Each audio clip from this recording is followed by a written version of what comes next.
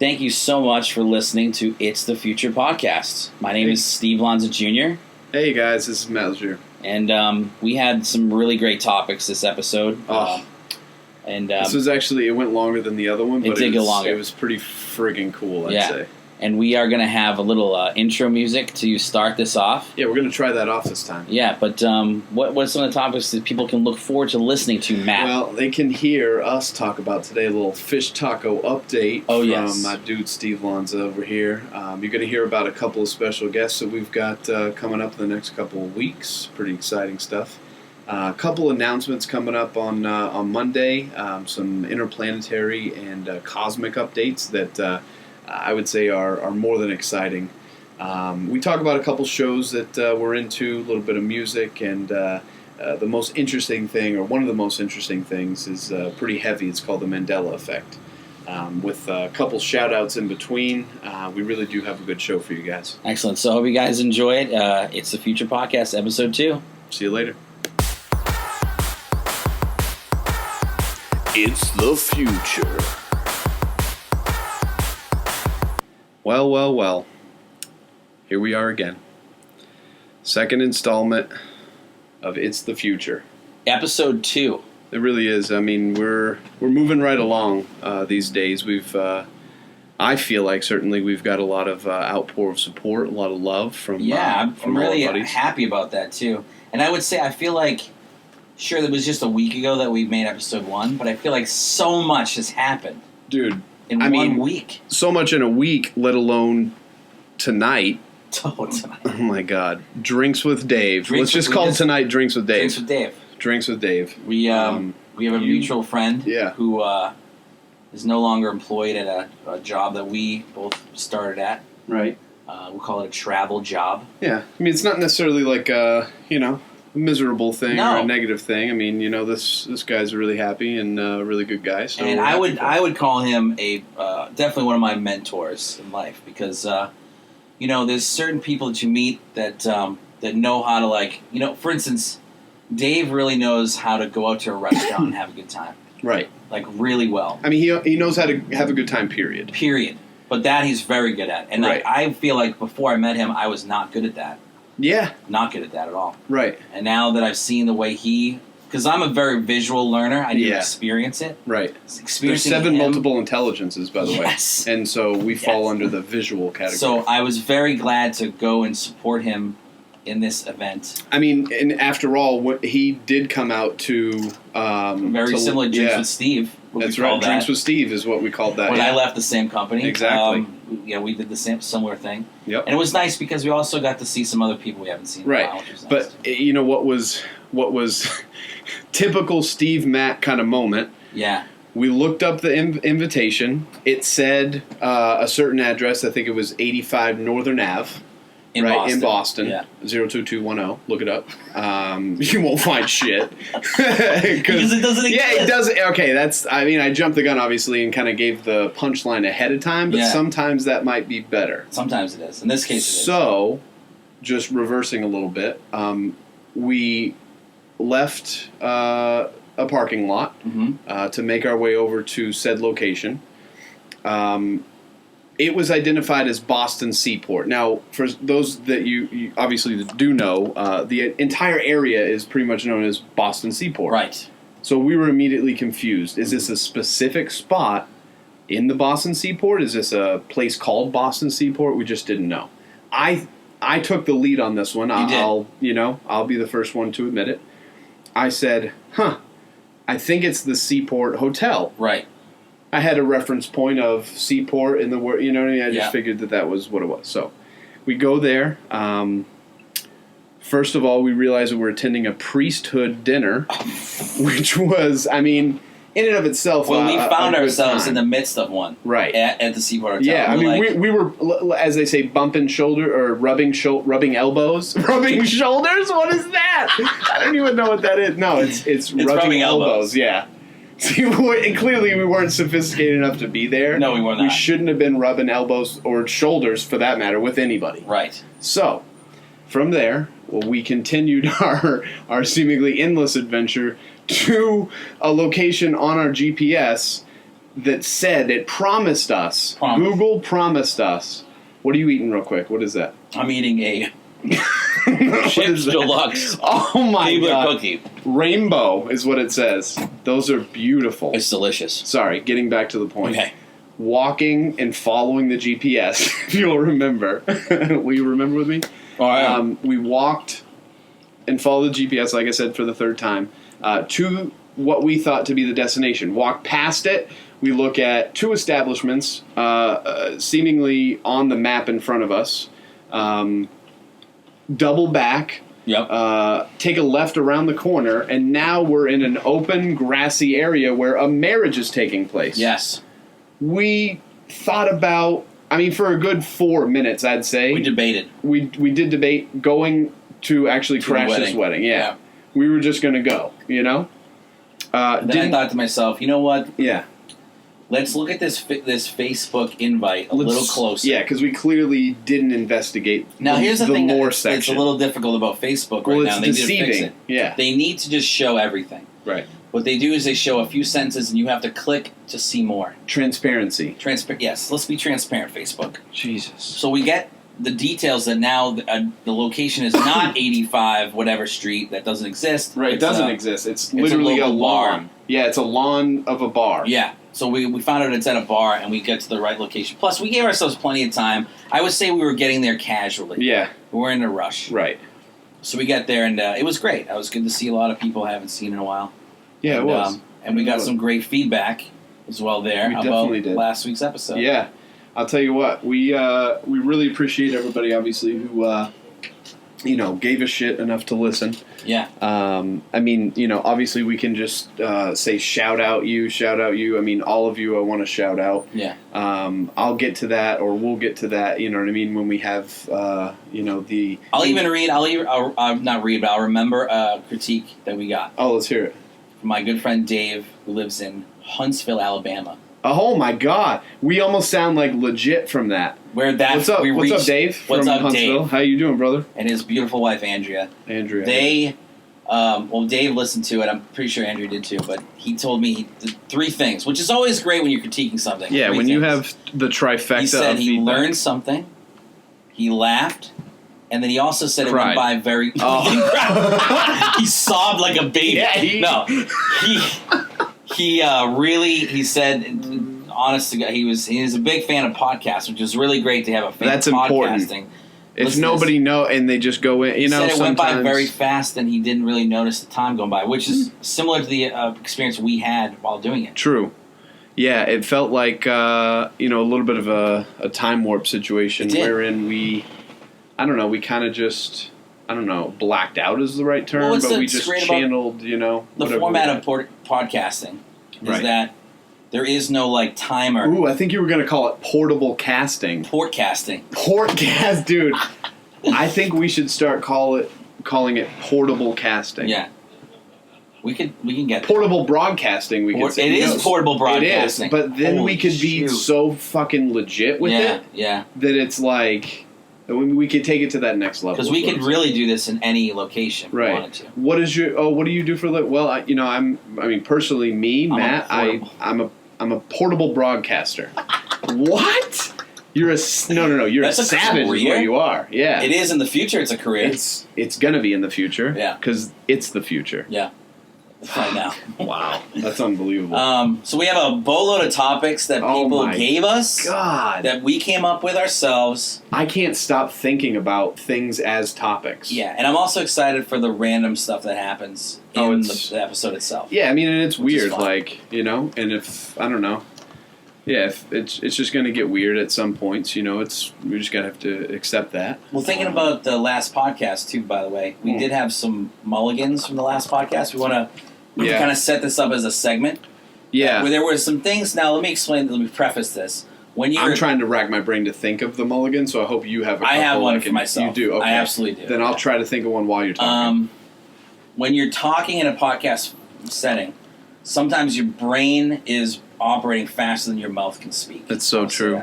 Yep. So sometimes you say things like, last episode I said that I worked for a blue-collar office-based job, which makes no sense. I don't even know what that means. That's a movie, and And I meant status. I just meant to say white collar. Right. I said blue instead, but I owned it and went with it, and we just rolled with it because that's what you do. And partly because I didn't notice. But I didn't notice either until listen to it afterwards. I laughed. So that's great. So there's things like that I will take. I didn't spend this time thinking of any mulligans. I thought I was going to. We can get back to mulligans. There's no we can circle back. Format really that we have to follow. Right.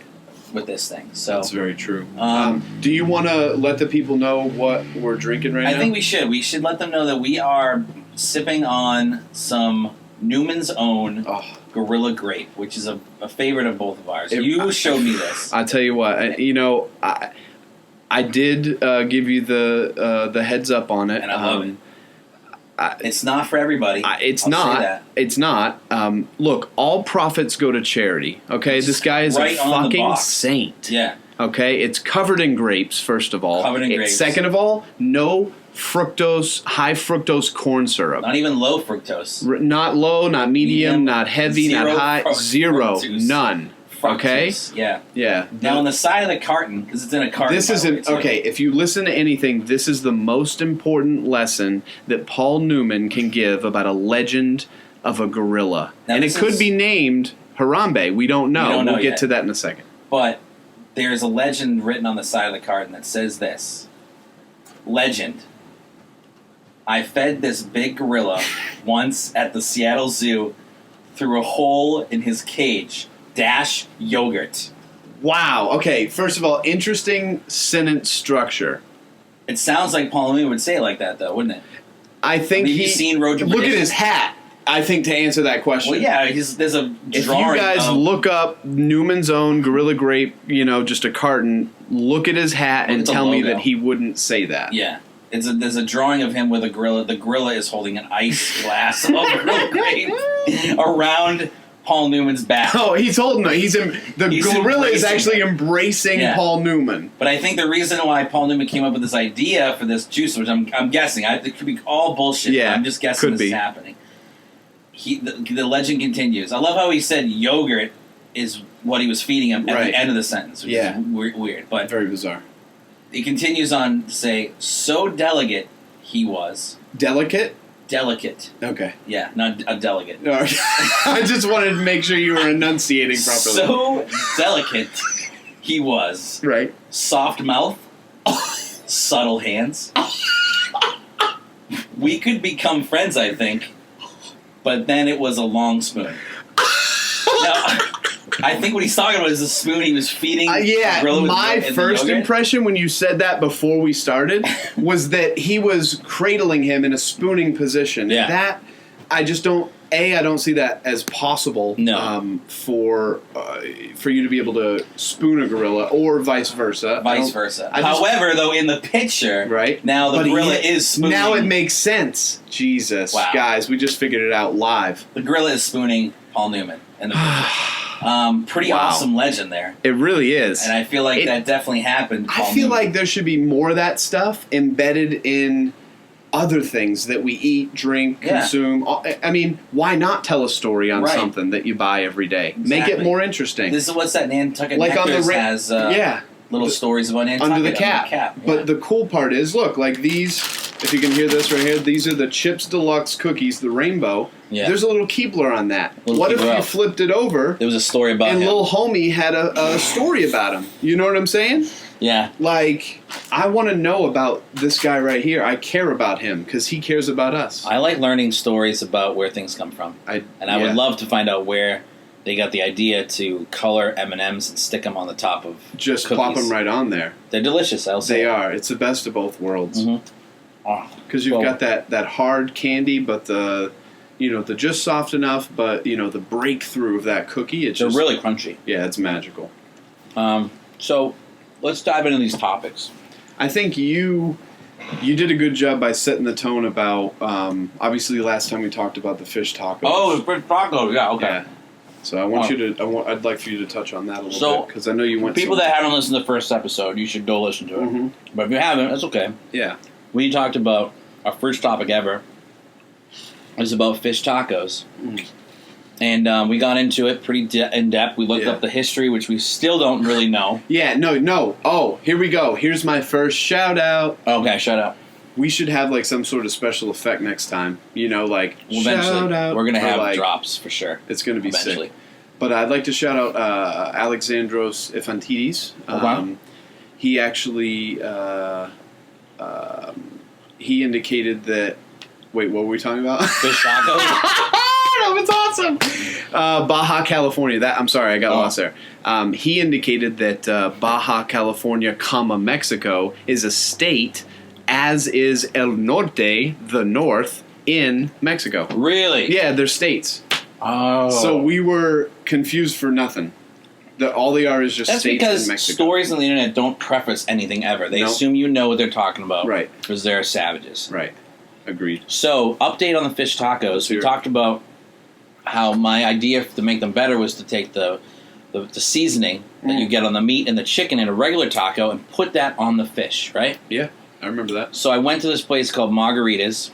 It's in Medford, Massachusetts. Standard restaurant joint. I'm with my friend Julie. And and look, like, I want to interject here. You would think that, like, Lone Star or somewhere like, kind of specializing in stuff would have maybe a more elevated product. Right. But what you're about to say kind of counteracts that. And not that, this establishment isn't, Let me tell you about this establishment's menu choices. They had 3 different choices for fish tacos. Wow. I was like, wow, we're in the right place. Bat, you're in the right place. So I asked for I asked for a Baja taco. They call it a Baja fish taco. Right. And I asked the waitress very, like, in a way that was appropriate. Because I used to be a waiter and a bartender. And some people are just, like, so obnoxious about their substitutions in their meals. Well, and we touched on that, too. Like, the substitution, can you take away and then the price adjust? Exactly. Like that. But go ahead. So we talked about, like, what the upcharge for this request I'm asking for. Yeah, we indicated 30 cents, I think we came up with. So I predicted correct. There was no upcharge to adding taco seasoning to the fish. Damn. Actually, so the girl who was a waitress didn't really know if she could do it, so she asked her manager to come over. Dude. And I'm explaining to the manager. That's... And I said, that's next level stuff. That was quick thinking on your part. Yeah, I explained it just very eloquently that I just want to try this out, see what happens. And she was like, I think we could probably do something like that. And so they go back, they come out, and I take the first bite in the fish taco, and I tell you right now, Matt, it was the best fish taco I've ever had in my life. Really, Steve? Best. So, I have a couple questions. I want to know texture. Was it fried? Was it... Fried. Okay, fried. Second question. What was the sauce that was associated with the fish taco, or was there? They just took they took the seasoning, the taco seasoning they normally put on. Was it over top of the batter? It was or embedded into it. Holy shit! Yeah. What? So much so that my friend who went with me, but we did like an experiment. So we had what do they call that? We have when you have so we had tacos the normal way, right, and then tacos the experiment. My seasoning on there. So we had so you had a double blind. Yes. Or a blind experiment. Blind experiment. Okay. So I gave Julie one of my spiced up tacos, fish tacos. She also said it was her favorite, best fish taco she's ever had. There you have it. So I wanted to give a shout out to Jennifer, the manager at Margarita's. She wants me to email her this podcast. I just want to say that Jennifer, you were phenomenal. I'm sure she did a great job. She actually, when like managers get down, like I used to do that when I was a waiter. If you someone have to talk to me. It makes it more personal. She got down on our level, crunched over, right, and was like, listen to me explain the fact why I asked for it. I told her we had a podcast, and she loved it. And she said, just send it to me. So I'm going to Jennifer. Thank you so much. Yeah. And if you ever want to go to Margarita's, it's in Medford. Yeah. 75 Station Landing. I've been there. I used to work at Station Landing. What? Spoiler alert. Dude, the world is so small. It's so small. I used 75 to work Station Landing. That place is dope. Medford, Mass. Absolutely. Go there now. It was really good. So that's our update on fish tacos. And that was a great update. I can't wait to have them again. And actually, when I was eating my last one, Julie, my friend, said to me, she was like, I'm really sad that my last fish taco is not one of those. So that was funny. That is funny. What's even funnier, I think, is that we're going to, in the next upcoming weeks, we're going to actually have some special guests. We are going to have some special guests on the show. I'm so guys, sorry about that. I'm standing up right now. Matt just stood up. I just stood up from sitting down, which, if you know me, takes a lot of effort, okay? Second of all, I just have to say, these special guests are fucking sick. Yeah, they're really good. I'm excited about them. They're good people is like a good quality. Dude, we're like 0 for 3. They're good people is the first thing. I don't know what the other things are, but I'm going to tell you that we're going to have Glenn Romero, the Wiener fucking Warrior. He's a brand new daddy. Yeah, he's got a beautiful baby boy, Ashton. Yep. Ashton Romero. And he has a beautiful wife, Lindsay, as well. Yeah. And they're like, it's like one of those families that like pisses you off that they're so handsome, great. You know what I mean? Handsome and like awesome and genuine. Like genuine. Yeah. That's the word that I was looking for. And I'm really happy for him. Don't let his head get too big. I mean, he's still, kind of a bitch or whatever. But like, no, he's like, cool. No, I'm fucking with you, dude. No, he's cool. Shout out, Glenn. We appreciate you. He's going to be here sometime in October. Yeah. Whenever he can get some free time. So that's going to be cool. And then we actually have a local musician. Oh, yes. Ben Carter. Also going to be a guest. What? You don't have to whisper things to me. Just tell me. I was going to whisper that I wanted you to mention that he's newly married. Oh, he's newly married. Congratulations. Yes. That's not a secret. So, why did I whisper that? I'm the weirdest dude. You know what's so funny, too? You guys that can't see this. So last episode, Matt passed me a note. I don't know if you noticed it between my DMV story and us talking about Snapchat. Matt passed me a note, and I looked at it and didn't read it out loud and just said, okay, yeah, you want to talk about Snapchat? Because I can't read his writing. It's sad. It looks like a fucking serial killer. Let me see it. Let me look. Let me see if I can. Can you decipher any of that? Serial killer, like, what's his name from last episode? Travis something. Michael Travis Scott. Tanner.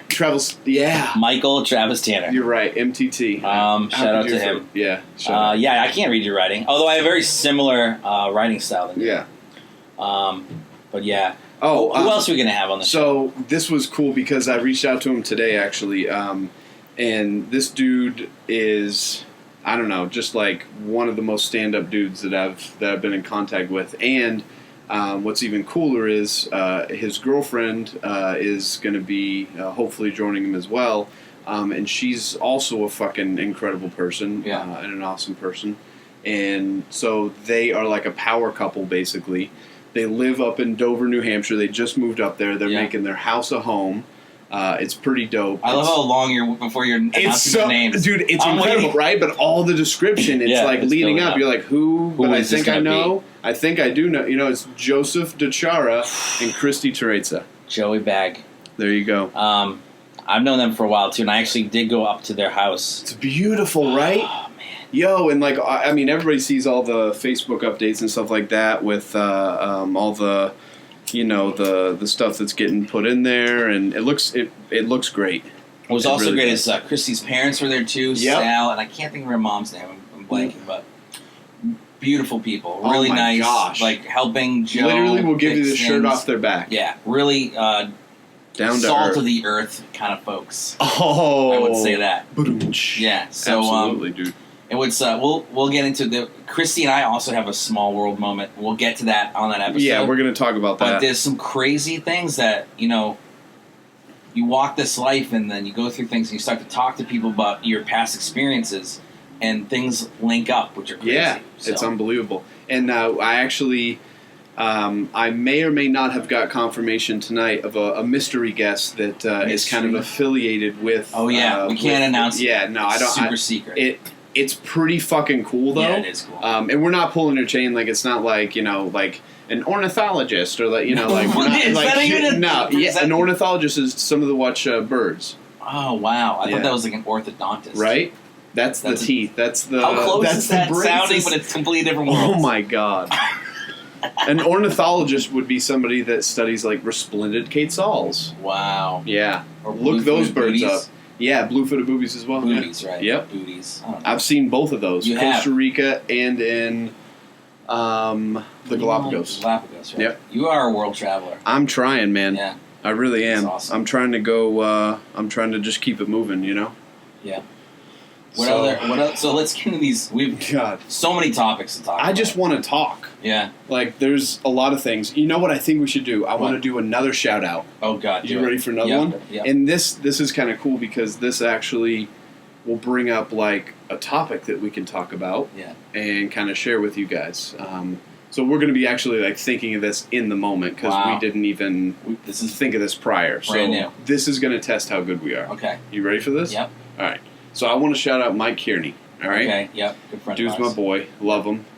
He's awesome. And so he reached out to me and gave me something kind of cool to bring up to both of us and see, what we have to say. So, okay, sure. What would you say, right? Most random moment abroad.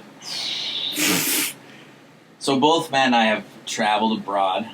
I've been on 6 trips. Yeah. We've been out of the U.S. quite a bit. Yep. Most random moment?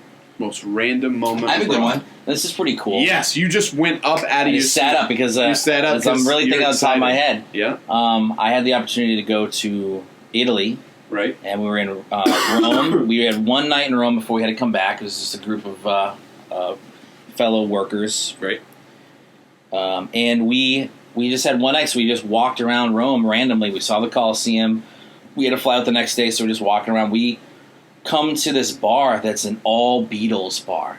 Right. In the middle of Rome. And it's just Beatles decor everywhere. So random. We're just like, what is this place doing here? What? Tiny bar. It's like a time warp, but like also like a place warp. And then we did shots of what did we do? We did something. Jaeger? It might have been Jaeger. But it was a wild shot with there was flames involved. What? Yeah, it was nuts. But it was so then we leave this bar pretty banged up. We get lost in Rome. And we don't speak Italian well at all. So we find these 2 girls that were there, like, just walking around. We were just very calmly come up to them in the middle of the night, 3 of us. And we're just like, excuse me, we're trying to get back to our hotel. And she points us in the direction of a taxi cab. Yeah. And we somewhat explain how to get back from him. We roll in there, like, at 5 a.m., and our flight's, like, in a couple hours. And the group is like, where have you guys been? Jesus. So we get back, and we got just in time to get back on the flight. Oh, my God. That's a pretty good one. That was a random...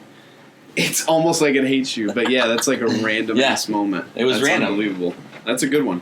I think I have a pretty good one, too. Yeah. It was kind of like random / sketchy / nerve-wracking / like almost died. Almost died. Swear to God. I was with my dad. My dad, I'm going to give him the link to, obviously, both of these as well as my mother. Yeah. Hope you do the same. Sure. So he'll hear, this story and he'll connect with it. Hopefully. So we're in Kathmandu, right? Yeah. And it's like day 2, I think. Right, Dad? I don't know. Day 2 or day 3, something like that. Mm-hmm. So... we're in Kathmandu and we're exploring. What we're doing is we're exploring the downtown area, right? And the company that I work for likes to promote a lot of different ways of transportation. Okay. Right? So airplane, bus, this, that, local transportation. Rickshaw. Yeah, you know what I'm saying? Paddle boat, you know what I'm saying? Paddle board, you know what I mean?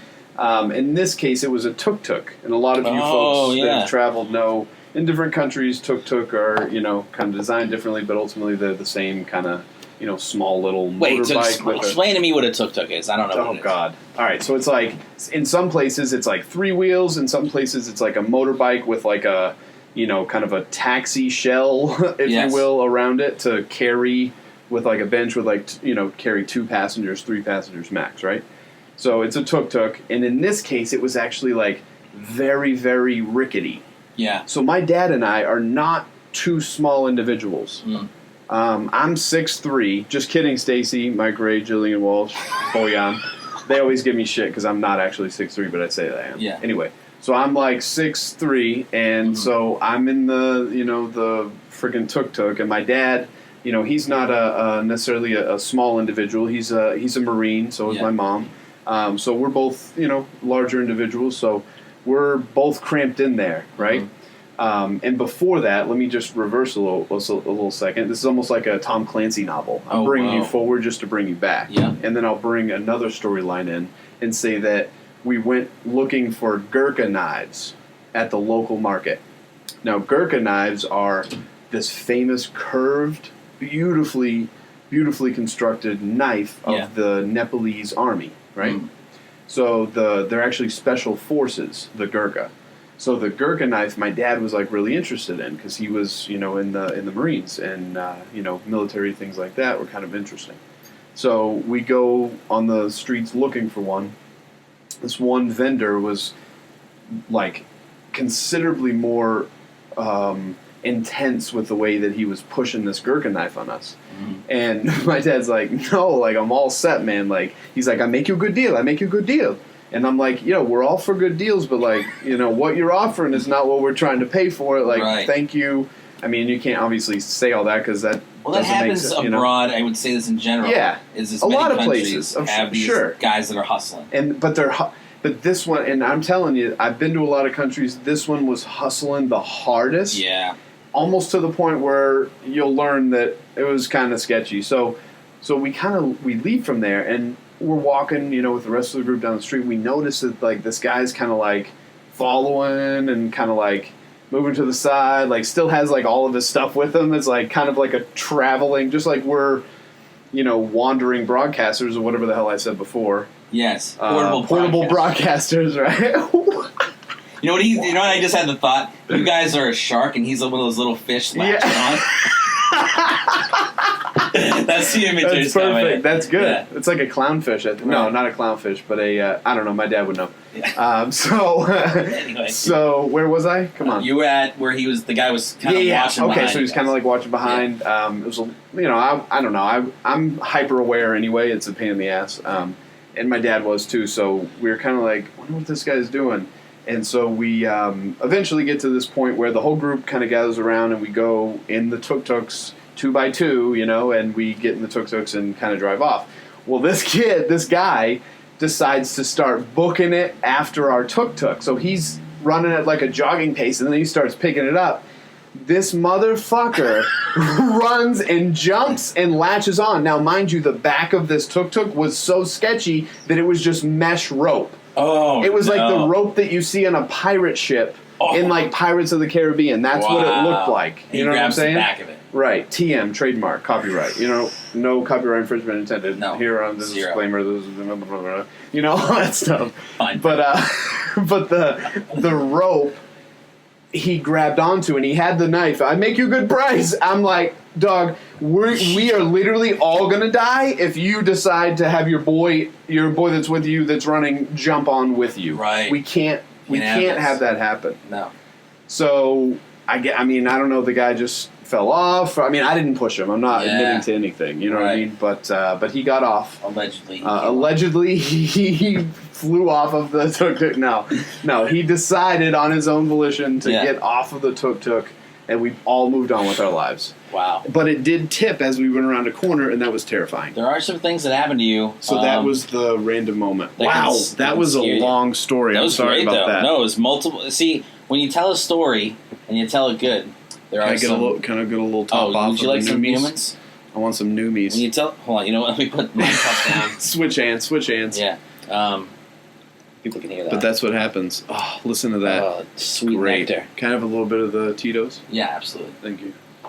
Yeah, I would say also to on top of the Newmans, Tito's vodka is just delicious with this too. Shout out Lindsay Zolke. She loves this shit. She gave us that idea? Yeah. You got the motivation? Well, no. Honestly, it was first with shout out Matt Honorado. We just got so many shout outs. So many shout outs. We were in Austin, Texas, and the first time I had it, we were about to go out to go get something to eat, and we just decided we'd be champions. Grabbed a bottle of fucking Tito's, poured it with water, with ice cubes, water, and lime. Oh my goodness. Couldn't taste it. Got silly fucking drunk. You know what I mean? But like in a controlled fashion where we were all in our faculties, like everything was cool. But that was I'm gonna do a savage time. mood here. I'm gonna dunk. You're gonna dunk the rainbow in the vodka-ridden Noomies. Is what's going on right now. Here's why I'm doing this, because you ever dip a cookie in milk and how glorious that is? It's unbelievable. Cookies just disintegrate when you dip them in any kind of liquid. I'm not convinced that's going to give you the same satisfaction. But pretty good. It is good? Yep. I'm not going to try it, just for the record. Don't have to. Okay. I just did. Well, thank you, Michael Tierney, for that wonderful topic. That was dope. Thank you. What else we got on the list? Yeah. I mean, you had mentioned, like, when we talk about... no. But first, before we talk about, like, the future topic that we... You know, there's a couple future topics that I want to talk about. Yeah. But before that, I want to give a heartfelt shout-out to Harambe. Oh, right. R.I.P. Harambe. Right. Hashtag dicks out for Harambe. Yes. All my brothers dicks out for Harambe. You know what I'm saying? But in all seriousness, you know, R.I.P. to a 90... Let's cheers. Yeah, let's cheers to Harambe. To the 98% identical genetically identical to humans. Gorillas are. Yeah. Gorillas are 98%? You can look that up right now. Say that fact again. 98% genetically identical. Gorillas are to humans. Gorillas to humans. Wild. Right? And it's unbelievable. You said earlier today, too, while we were trying to get to Drinks for Dave, you said that there was a factoid about the reason why we have... You listened to a Sam Harris podcast. I was. What a brilliant... Amazing. Brilliant individual. Neuroscientist, New York Times bestseller, 3 books. Just unbelievable. Speaks very well, too, and like you can understand what he's talking about. I love his podcast. He breaks things down to layman's terms, and he's calm about it. But he was saying the reason why there's so many accidents, however many accidents there were out driving, it's because we're just a bunch of gorillas, monkeys driving cars. We're a bunch of apes. We're a bunch of apes driving cars. Yeah. And that's dangerous as shit. Yeah, because cars are a relatively new thing. Right?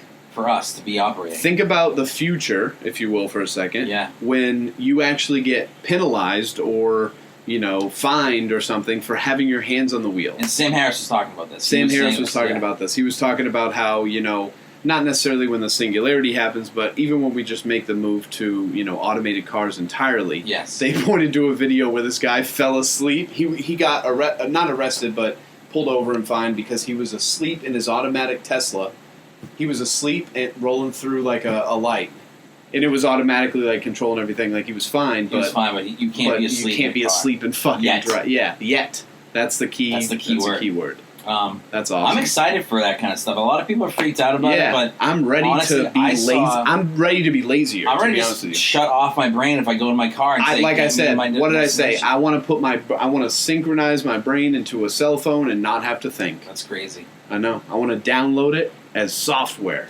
I want pieces of that. I want some things on my own. You can have a little bit, But I mean, I'm excited for automation in motor vehicles. I say that. I'm really excited for that. Guess who just texted me with the topic? How funny is that? A live topic text. This is from Lambo. Shout out Lambo. Our friend Nick Lambo. Let me read it first to myself. Yeah, read it first. Let's not. But it is a topic. Let's not get like overzealous here. You know. Let me see. Read it to yourself. Let's see. Take a breather. If you guys need to go get it, go to the bathroom. I'm talking to the listeners right now. Go to the bathroom right now. You know, maybe. I want to cultivate this topic with him. You do? With him. With him. Yeah, I don't want to You don't think it's ready? I don't think it's ready. It's not a ready topic? I don't think it's a ready topic at this point. Only because I think that interpretation is everything. Oh yes, no, we're not ready for this. It's interpretation is everything. TBD. And this is a great one. It is. We want to formulate it properly so that we can deliver it in the best way that we know how. Yes, yeah. You guys are not going to be disappointed in this one because this is actually really good. Oh, stop beeping, you son of a bitch. Wait, now, so there was a topic that I cracked my phone a little bit today. You did crack? Yeah, it was in my shirt. It cracked in your shirt? Well, no, it was in my Poindexter pocket. You know what I'm saying? Yeah. And I literally just did a motion to like kind of bend over and grab my my backpack. Yeah. I was leaving work. Slipped out, cracked. The fuck? Is that? I mean, it even has a protector shield. I'll tell you what, though. The new iPhone 7 is out. The universe works in mysterious ways, man. It does. It's telling you time. And actually, I looked and it's like it's gonna decrease. My upgrade will decrease in price. Right now, it's like $199 or whatever for the new iPhone, which obviously is pretty good. That's pretty good. But it decreases as like time goes on. So like. Right. 6 months from now, it's going to be like Verizon is giving the iPhone out for free if you sign up, which is bananas. That is unbelievable. I wanted to bring up a topic that my good friend Dave from Huntsville. Shout out again to him. He gave us, and I like the fact that we looked up the topic of the fish taco and like where it came from live. You know, right? Now he gave us a suggestion to look up the Mandela Effect. Oof, live. It sounds heavy. It sounds like Mandela. I got to let you guys know, I have not researched this topic. I actually forgot. Like, I wrote it down and then forgot every time to look it up. It was intrigued me, the name of it. Oh, yeah. Let me see. I'm pulling it up, too. Right here. Wait, why is it on Snopes.com? It's on Snopes? Oh, my God. Oh, there's controversy already. Oh, my. I'm sorry to throw... That was the first thing that came up to Snopes. Right, I didn't want to throw a monkey wrench in it, but, like, I want to know... It's the Bernstein thing that I told you, bro. What? What is it? Holy fuck. Wait, so I'll let you look it up. You have something hot off the press right now. Bro! Wait, high five to that.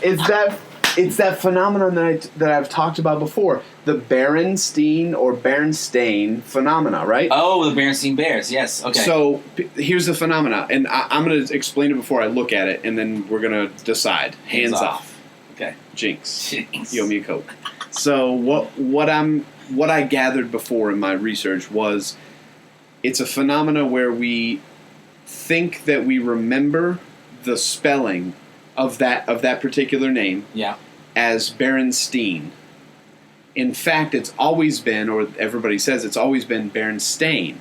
There are people that think that, and it's actually, we've now entered like there's been like an alternate timeline inserted because people are damn sure that they remember it as Berenstein. I think it's Bernstein. I fucking spent like hours reading that shit. You know what I mean? Now, just to back up, so people don't know, we're talking about Bernstein Bears. Bernstein Bears, right? A children's book. Yeah. Back in the 80s, and then they turned it into a television show. And so the Mandela Effect is actually describing that phenomena. And so what I'll read is the Mandela Effect is a collective misremembering of a fact or event. Wow. So that's a simplistic explanation. Many people. And that's why, isn't it interesting when you talk about group thought like that, that it gets very complex. You know, various theories have actually been proposed to explain what causes it. Some are going to obviously be more sensible than others. It's very weird. You know, human memory obviously is a peculiar thing. And this is what I'm reading. At once astonishing in its scope and power, and dismaying in its fallibility. There's much we don't know about how memory works, but suffice it to say it isn't perfect. Particularly vexing is the phenomena of false memories, erroneous or unconsciously fabricated recollections of past events that feel so real and true that people who experience them refuse to accept evidence to the contrary. So that's kind of like me with the EIN thing. You know what I mean? So what's really cool, I just looked up a bunch of examples of this. Oh, I love that. So the first one, I saw that one too. It said examples right below that. So I got it right here. Nice. The first one was the Bernstein Bears, which is actually Stain. S-T-A-I. Right. That fucks with my head. The next one, which is pretty crazy, and it's a show I dislike a lot, but Sex and the City is actually Sex and the City. No. There's a picture right there of it. No, it's not. Okay. It's not, bro. Then we're in a fucking different realm, homie. What? You can't look me in the fucking eye and tell me. Mind. Yeah, you did. It actually made me viscerally angry. Because you can't tell me that that's not Sex in the City. Ready? The third one.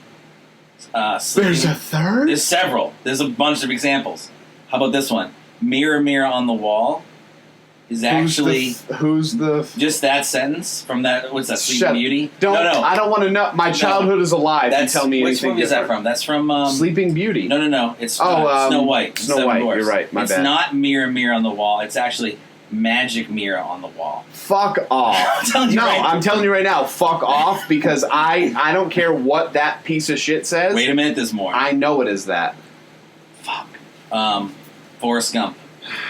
What? Mama always said life is like a box of chocolates. that is what she fucking said. Don't tell me otherwise right now. Life was like a box of chocolates, not is like. No, it's was. Is. Nope. Was. Is. And as always were. Bing Bing had wow. does did. I'm telling you, there's no way. Next one is Mr. Rogers. No. Yeah. That's who I grew up with. It's a Beautiful Day in the Neighborhood is actually... It's a beautiful day in this neighborhood. No, it's not. I know I keep yelling, and I'm sorry about your ears, but I'm adamant about that was one the in last particular. One. That was the last one. That was 5. Yeah.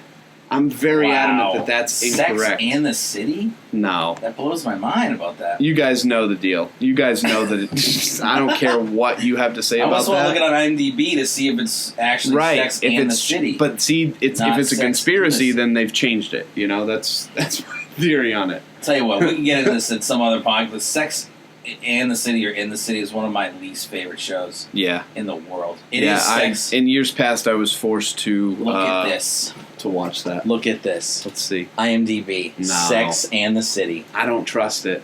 I don't care. I don't...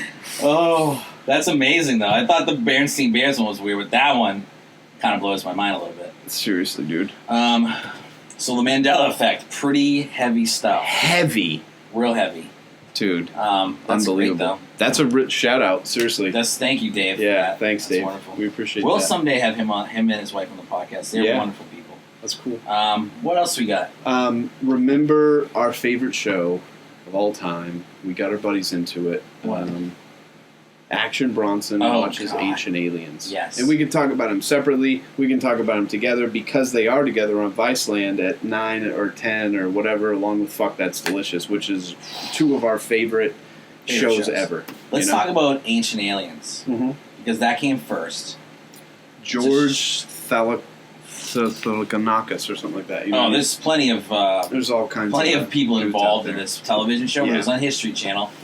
And I'll tell you what... It's just thought-provoking, if anything. It's so crazy. Cool. It's just crazy and cool and like... So people that don't know what it is, you should know it by now if you listen to this. But if you don't know, Ancient Aliens now you know. is a show on History Channel that proposed the theory that aliens visited people from way back, in early civilization, and had an effect on their architecture, their thought process, and because they were so primitive at that point, they probably thought, their theory is they thought that these people were gods coming from heaven, or from the heavens, and they depicted that in many sculptures and paintings and things like that, and it makes sense that, in a fact that they would think of those people as gods because they didn't really know what aliens were at that point. Anunnaki, which were the origin story of this ancient Sumerian civilization, which was the cradle of civilization basically between the Tigris and the Euphrates River in current-day Iraq.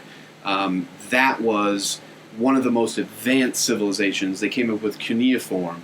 That was the time of Hammurabi. Hammurabi the Great, he was a little after that, but the Sumerians believed in their origin story of the Anunnaki, which translates to from the heavens they came. That's crazy. So just knowing that, and what's cool is there's a connection to that. Anunnaki also means ant people, right? So what's interesting is when you look at Native American cultures, the Anasazi Indians had the same, they had the ant people origin story. So isn't it interesting? And what's unique is they actually believe that when looking at the sky, they descended from a star called Sirius B, which look that up for sure because it's kind of cool to kind of research. It's in the Orion's belt. So Sirius B is what their origin story was. Same thing for the Anasazi. What's even more captivating is that the Ethiopian tribe of the Dogons. Wait, current day? Current day, previous... They're still a tribe? Right, exactly. Okay. Go to Ethiopia, you'll have remnants of the Dogon tribe. They believe that they're direct descendants from the Sirius B star.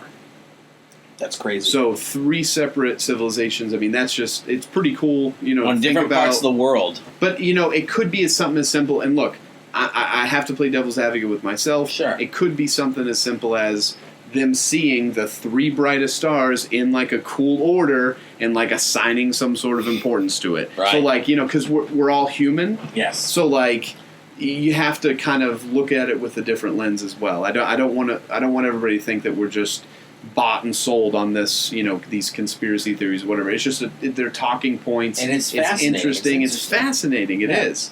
The ancient Indians have texts that talk about vimanas. Mm-hmm. There's something called vimanas, and they're flying crafts that these gods or these these ancient beings used to descend or ascend into the heavens. Right. And what the hell is that? Yeah. My thinking is, and this goes for every civilization, ancient man, Renaissance man, everybody up until the present.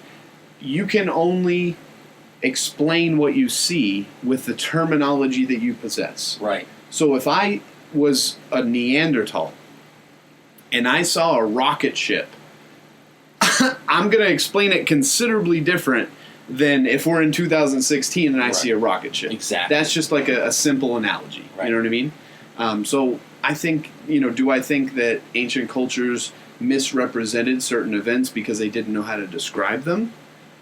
Absolutely. Yes. I think that's a key factor of what we're seeing in some of the representations, both in, pottery or in paintings or this or that. They're just misrepresentations of something, either a natural phenomena. Right.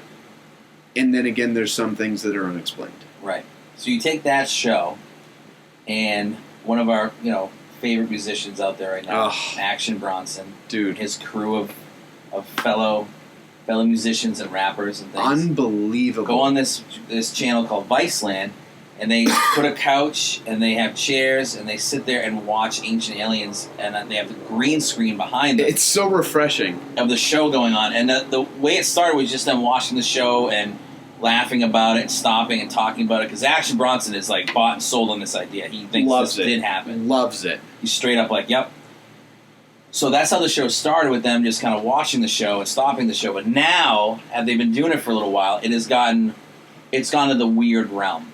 It's like, which is great. Here's the thing. It's like, it's so cool because it's watching people watch television. Right. Watching something that you've probably already watched if you're watching it. Yeah. If that makes sense. Yeah, it does. So, which is crazy, right? So, it's cool because they have different guests in hip-hop and in wrestling and in music. Dude, they had Melissa Etheridge on. Are you shitting me? That's incredible. That's wonderful. What an eclectic mix of individuals. Right. And getting their take on it. Yeah. They had the guy from all the Adam Sandler movies, Dante, on it. Oh, my God. That was wonderful. Dude, who doesn't love a good grandma's boy? Right, exactly. So we just wanted to discuss this show because it's really revolutionizing television. It is. I think there's going to be a lot more people that follow suit. Yeah. That are going to, not necessarily copy, but I would say transcend the current model that is television, And it's really fun. And they just do some really... They take a camera guy and put him all in green screen out, but his face. All but his face. And they make his face bigger and smaller. And it's just... He just blends in with everything. It's so funny. They have a basketball hoop in the back of the couch. They just shoot hoops and dunk. They get mad food from local places and stuff, like by the 30, Which is great, because the next, another show that Action does, which is really great, is Fuck That's Delicious. And I got to tell you, he is a culinary student. You know? Yeah, that's his origins. He he broke his leg while being a culinary student. Yep. Or just working in kitchens. I've seen him live, by the way. You have seen him live. You have to. What's so funny, we should tell a story, because I saw Action Bronson on Joe Rogan's podcast, and I was like, this guy's fascinating. Yeah. I come to you that week, and I go, hey, have you seen this guy, Action Bronson? Before I can even finish those sentences. I was jumping through the roof. You were like, dude, I just saw him live at the House of Blues. Me, shout out Salvo, Gobes, fucking... I can't remember. Alex. Alex. It was for you, wasn't it? What I was going to say was I can't remember if there was more if there were more of us. I think it was just us, a squad. And his live show is just phenomenal. Yeah. It's just high energy. People crowd surfing. Man, it's crazy. This guy, actually, if you haven't seen him, is a big guy. He's a big guy. He's an Albanian motherfucker. He really is. He's a beautiful Albanian individual. Yeah, he is. With a huge beard. Huge beard. You know what I'm saying? It grows, and I've seen him cut it. Yeah. Short, and then the next second flies out. It's just boom. It's there again. It's bush. But what's really great about that show, Fuck That's Delicious, is that he takes his culinary background. Yeah.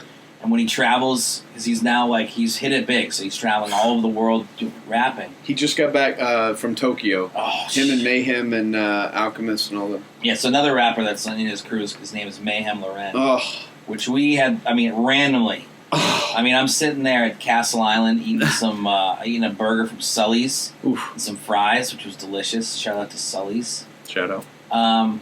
Matt texts me and says Mayhem Loren is performing in Boston tonight at the Middle East. Yeah. And I just lost it. I go, I'm going. Yeah. I don't care what it is. The first thing you said is, well, I'm getting tickets. I'm getting tickets right now. Yeah. I was like, yes, that's the answer that I was looking for. And we were front row. We were squad deep, too. We had four How cool was it that we got everybody connected real quick. And everybody was on board. It's one of those, it's just meant to be. Yeah. And that's what I believe. We sat through 3 hours of other local rappers. Oh my god! With some I caught some shade from one of the dudes. You did get some flack. To be fair, I was snickering. All right, I was snickering. These rappers were from Maine, and they were rapping in a way that I've never seen before. It was too aggressive for what they should have been at the time. Yeah, they should have eased into it and gave us something like lyrical. But you can tell they had some nervous energy on stage. They did. But I snickered. You were snickering. I was. And the guy called you out on it after the show. Yeah, I was standing around waiting to meet Mayhem. How did you handle that? I feel like I handled it like a man. Yeah. I could have gone the other way, and which wouldn't have been acceptable. You know what I'm saying? No. But I could have been kind of a prick. You know. But you weren't. But I wasn't. I said. Yes, in fact, I was snickering.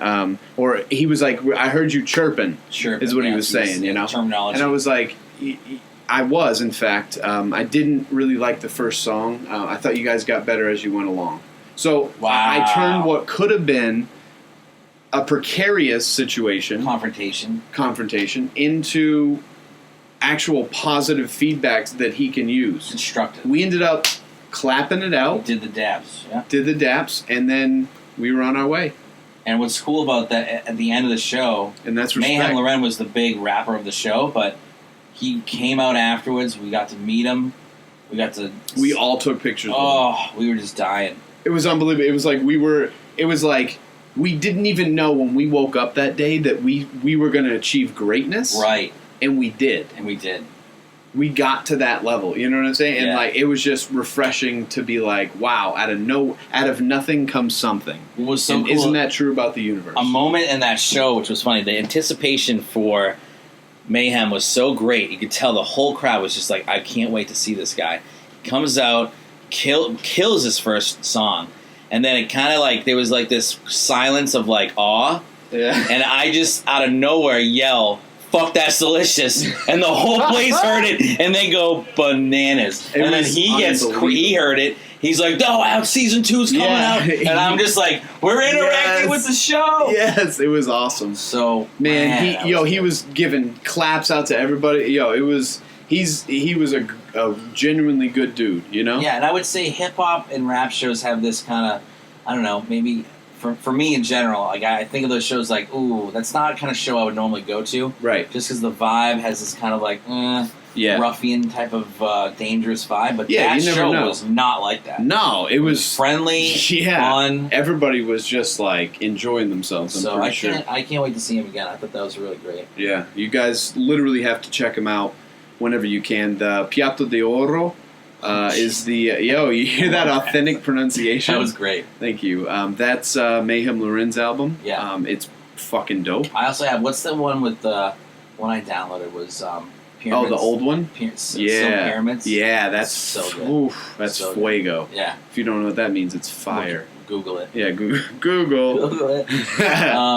So what else we got on the tally? I wanted to talk about something that's kind of cool coming up in in the cosmic world. Cosmic? I love to talk about. I love talking about cosmos. space. You know what I'm saying? So Monday. This Monday coming up. What's the date? There's We'll look it up. Can we get that? Today's Thursday. Yeah. It's bad that we both didn't know immediately what date it was. I don't we should be you know what I'm saying, but my head was in my it's because we're savages, maybe. but normal people would know. September 26th. Okay. So on September 26th, NASA is going to actually release a statement about a discovery about Europa. Oh wow! Now, for those of you that don't know what that means, what to expect, Europa is one of the largest moons of Jupiter. Yes. All right. So, what's kind of cool is that the Hubble Space Telescope captured some surprising evidence of activity on Europa. Activity? Which made many think that aliens might have been found. Right? Wow. So we're gonna see what happens. Monday? Listen, we're gonna have to see. This is what upsets me about these announcements. This has happened before. They've had an announcement. Dude, so, listen, they quoted it twice, homie. Surprising evidence of activity on Europa. Now, that could mean 1,000 different things. That could just mean that, it's a damn volcano. You know what I mean? That's why I don't like their suggestive. But I will say that I'm not on something that's like clickbait. You know what I mean? So I'm on an independent website from the UK. I feel like if aliens were found, it would be a much more. It would come out that today we found. Right. It's not a preemptive. On Monday we're going to announce. Here's my thing, right? All right, what's that? There's something that goes with the story that I haven't revealed yet. Oh, wow.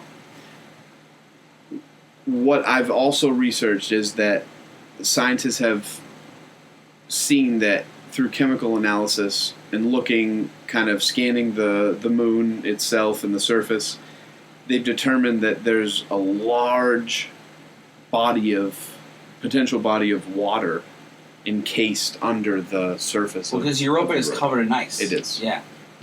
So, and I've actually heard this really cool theory about Europa that Jupiter is such a massive planet. You don't really realize it when you think about it. It's huge. That eye storm on Jupiter is bigger than the Earth. So think about that. That one storm is bigger than our entire planet. Just for a comparison. So just if you felt like you were significant, you aren't. So Jupiter is so big and it has such a crazy gravity field. Right. That it pulls on its moons, which causes the insides of these moons friction, which causes heat, which they believe that is why Europa might have an ocean underneath the ice case. Isn't that crazy? That's some heavy shit. That's some really cool science stuff. That really is. And I think I learned that on Neil deGrasse Tyson's show. Dude, he's got a podcast too. He does. It's called Star Talk. Oh, it's really good. It's so good. He had Bill Clinton on that bitch. No, he did not. Yes, he did.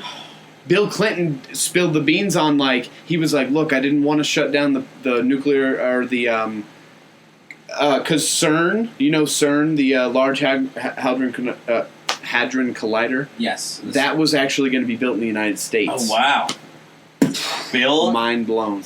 Bill Clinton had to actually cut funding. He talked about how that was one of his biggest regrets of his presidency. Wow. How he had to give up the CERN and the Large Hadron Collider over to Swiss. Right? Yeah. Such a disappointment to him because he was such a believer in science. Yeah. Not speaking about catching dome or anything like that we did last time, and we're not going to cover that. No. We're just talking about the science bill. We just covered it. We're going to talk about the science bill. The science of Bill. Exactly. Bill Clinton. That's cool. Isn't that neat? That is cool. That's why I'm fascinated by Neil deGrasse Tyson. So much that I named my cat Tyson after him.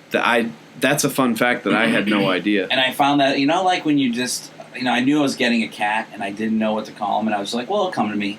And I was taking a shower.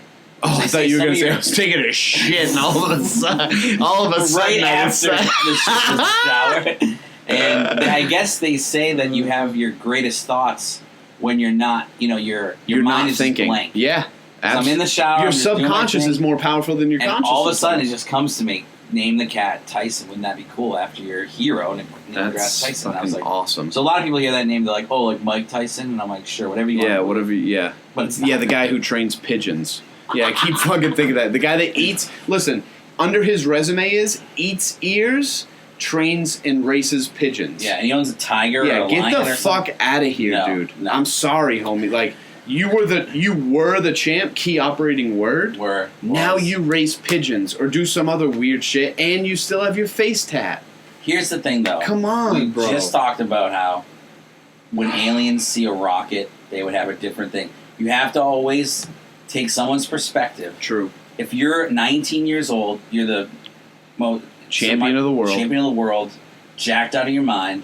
True. You have a different look on life. That's why I think when people even shit on Justin Bieber last episode. Oh my god! Think about this kid. He's 21 years old. Yeah. And he's got like think about yourself when you were 21 years old. Jesus Christ! And you had millions. Honestly, I'd be dead, Steven. If you had millions, man, I'd be dead. I don't think I would have survived it. This kid's surviving it best way he knows how. That's true. And I guess that's devil's really advocate position. Yeah. All right, we'll move on from that. I still don't, I'm not enthralled, but whatever. You make your rationalizations however you need to. I'll keep it right over here. Fine. I do want to shout out a couple people that kind of influenced this next topic. Mike Ray and Jillian Walsh, we talked about this at work. Mm-hmm.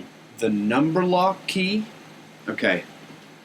On a keyboard. On a regular fucking keyboard. Take a look at the right-hand side. Yeah. Now, analysis. Freeze frame.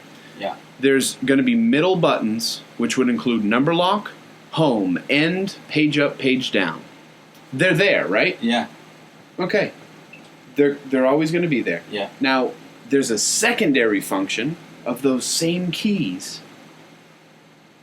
If you were to press number lock on the right-hand side on the number pad, which is very possible whilst working in Excel. I do it all the time. I number lock fucking do it every day, and I can't explain. You almost want to pull the key off. I do, and in fact, and we'll get to that. Okay. No, we'll just say it right now. Michael Ray pulled the fucking number lock off so that doesn't happen. He's a smart dude. He is a smart dude. All right. So... where was I going? What did I say before that? There was a number lock. You were at the number lock's function. Yeah, the function of the number lock gives you access to a secondary functionality of the number pad. Does it? That's very confusing. Yeah. Jill appreciates it. She loved the fact that you could press number lock and then tap the 5 or the 2 or whatever the fuck it is and go up or go 8 and go down. You know what I mean? Wow. Now, I just think it's useless. I think it takes away 4 inches of your keyboard. Right. It's just... And you have you have the arrows you've below got that? That's what I'm saying. You've got the arrows condensed under the fucking 6 buttons that you need right there. Yes. Why do we need to fuck around with the secondary function? I don't know. All it causes is you to scroll 3,000 columns down in Excel and get really frustrated. You know what I mean? It's not worth it. I would pull the Mike Ray and just take that. I'm going to have to pull Mike Ray. Yeah. Just pop it right off. Shout out. Shout out to Mike. I would also say this is just a side topic here, but so using a computer for us, our generation is very easy because we started with them in school. Oh, for sure. Now, for our parents' generation and generations beyond that, older than that, never used them. So them using them now is very difficult. Mm-hmm. What scares me about that is what is going to be the next technology that comes out that when we're 40 or 50 that we struggle with and can't use. I would be nervous about that too. Isn't that you don't really think about it because you take it for granted. You're like, oh, I know how to do everything. Because AOL Instant Messenger came out when we were in high school, middle school. Yeah, even that's what helped me be able to type so fucking fast. Me too. I don't even look at my fingers anymore. My folks never had that. Yeah. So they struggle typing. They actually type with their. I tell my father, I'm like, dude, I can help you. He does to be fair, he can actually type pretty fast with the pecking method. You know what I mean? But Yeah, it is tough. It's you know what I scary mean? It's to like think muscle that memory too. What is going to be that technology that I'm like? I don't know. Maybe VR. Maybe virtual reality. Yeah. Maybe I get like too. I'm not like. Maybe I get like too like motion sick or something like that, and kids are actually fine because they're used to it at a younger age. You never know. I think eventually, like that. honestly, Matt, that keyboard is going to be gone. Yeah. No, it'll be just going to be or using it'll be your mind. Oh yeah. Absolutely. Imagine if you could look at an Excel spreadsheet and you could think 80,000 and it just came and just goes there. They actually did studies where you can, where like amputees, when replaced with like electronics that are directly linked to their brain, can actually control their artificial limbs with their mind. Wow. It's unbelievable. It's the future. It is the future. Oh, that was good. There's actually I love chilling on Scientific American. Yeah. Because it's like a properly sourced, magazine and website. Right. So that what you're getting isn't. It's not a message board. It's not like Onion type of stuff. It's. I wonder if Scientific American later on will become a Mandela Effect, where it's called Scientific America. If that happens, we're gonna have the first catch right now. I'm gonna take a picture of that fucking screen. I'm taking a picture of it. All I can think of was like everybody take a picture of the Scientific American website in case they change it to America. In case the dimensions. They're gonna try to pull a fast one on us. Yeah. I'm not having it. We're not letting the Brownstein Bears thing No. No. Bernstein. Brownstein. No, so I was perusing, as we like to say, and there was something cool that I found. I don't know if you guys know what the Antikythera shipwreck is, but it was a shipwreck that was found in Greece, and it's an ancient shipwreck. And it was the one that had the Antikythera mechanism, which is thought to be part of like an ancient, almost like computer. It's like the clickbait that says like, oh, ancient computer. In reality, it calculated astronomical events. Right. But it was, in a sense, a computer in the sense of it had multiple gears that moved certain prongs that showed certain directions, right? Mm-hmm. And it followed the precession of these planets or celestial bodies. Right. The whole point of saying that is recently, as of September 19th, a human skeleton was actually found on that famed Antikythera shipwreck. Its 2,000-year-old bones could yield actually the first DNA from an ancient shipwreck victim. Oh, they can pull DNA from it? They can pull DNA from that shit. Oh, I think I saw this too. It's literally never been pulled off before, so this DNA analysis is going to be basically on something under the sea for 2,000 years. Which is rare for a skeleton to survive that long, they said, right? Exactly. Yeah. That's where I was exactly going with that. Because even the guy said, we're thrilled.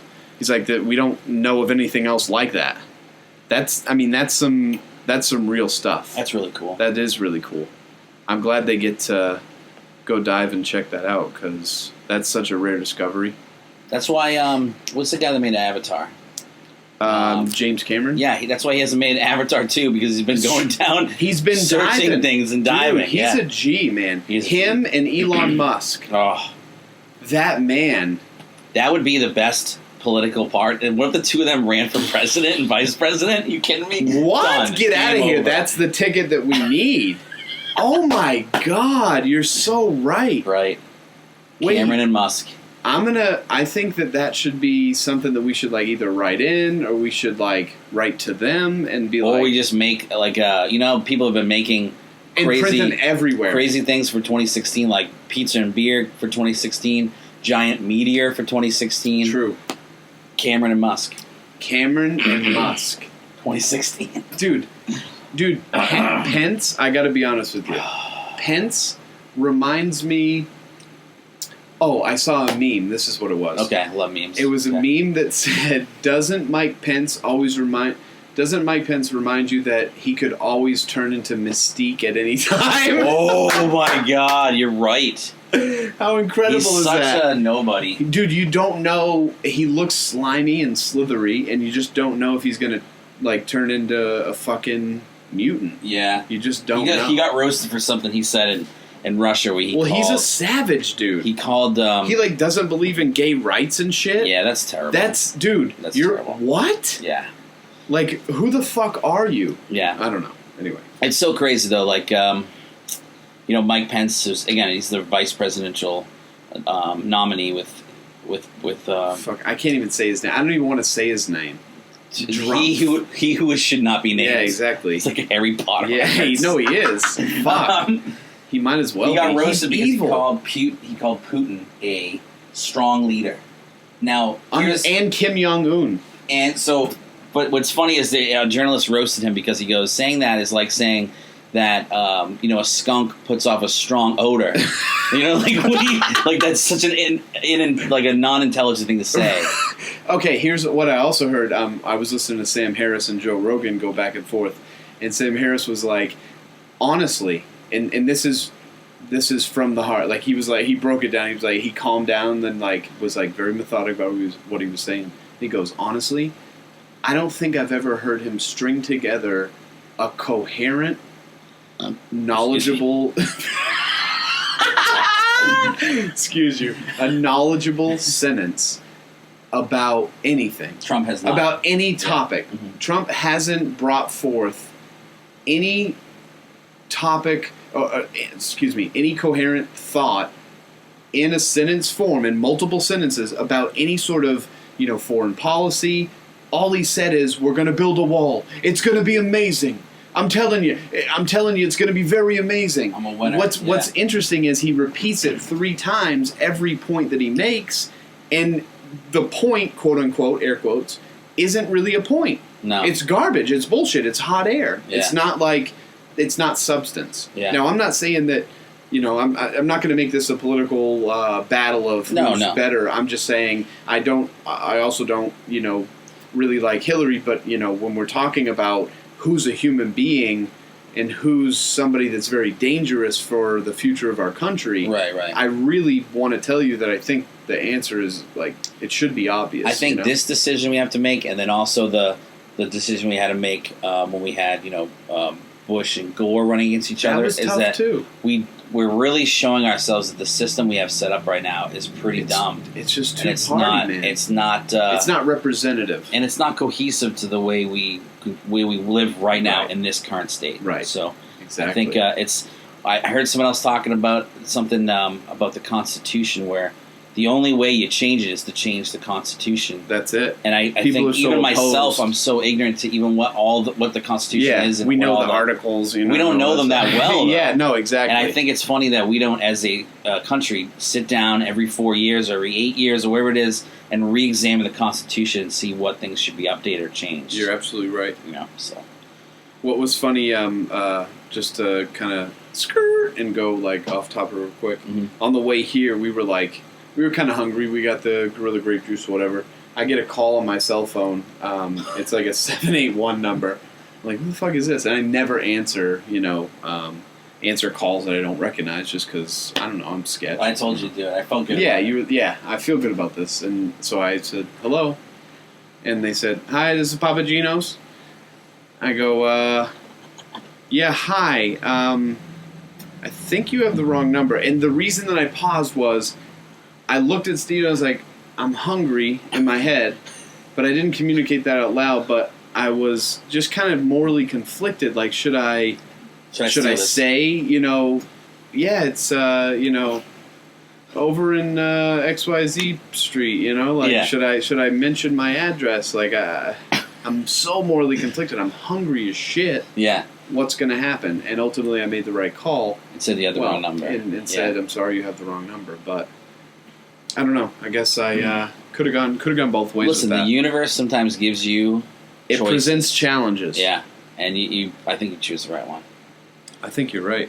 So what else? What other topics do we have? I think we've gone through them all. Yeah, well, there's. I think that people should check out the flyboard in Dubai. That was pretty cool when I checked that out. The flyboard. The flyboard is like the new future of the hoverboard. Oh yes. It was pretty swanky. Yeah. You got to check that out for sure. And I think that's going to be it for the podcast. Yeah, I'm pretty sure that we did a healthy job of getting in everything. And I think you guys, we're not going to really follow a format where we're stopping at a certain time. Yeah. We want to just get what we want to get out. And right. when we feel like it's the end, it's the end. So we hope that you bear with us and, listen. If you have to listen to half of your commute and the other half, on your other commute, that's fine. Or if you're listening at work, that's cool. That's cool. If you're listening while you're at the gym, throw it on the gym. We'll make you laugh a little bit. We appreciate all you guys' feedback and your topics. Yeah, that's dope. Thank you so much for listening. Seriously. Is It's the Future podcast. The future. Yep. I am Steve Lanza Jr. I'm Matt Legier. And you guys have a good night. Take care. Be easy.